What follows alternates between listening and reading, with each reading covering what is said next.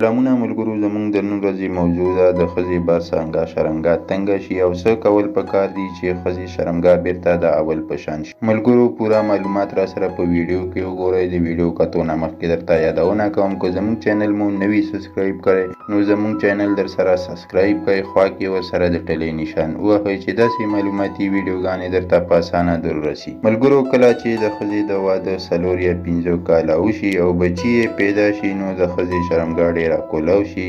بیا نه د ښځې خوند وي چې خاوند ته یې کوروالی خوند نه ورکوي، نو خاوند یې خو یا ورسره کوروالی نه کوي او یا خاوند د نورو ښځو سره ملاویږي. نو نن درته یوه نسخه ښیم چې د هغې سره به د ښځې شرمګا تنګه شي. ملګرو، 10 ګرامه به پټکني یعنې خاوری واخلئ او په 1 ګیلاس اوبو کې یې واچوئ او په اور به یې کیږدئ او کله چې د بمبوړکۍ شروع کړي پرېږدئ چې ښه حل شي او بیا به ورپسې اور بند کړئ او چې کله یخ شي نو د شپې لخوا کله چې ښځه سملي نو مالوچ به راواخلي او یو تار به تیتو کړي او په شرمګا کې دې کیږدي او لږ شان دې ور دننه کړي او څو شپې دې دا کار مسلسل وکړي. بالکل به د ښځې شرمګا د اول په شان شي او کله چې د ښځې ماهواري بیماري وي او یا د خاوند سره کوروالی کوي نو بیا دې نه کوي.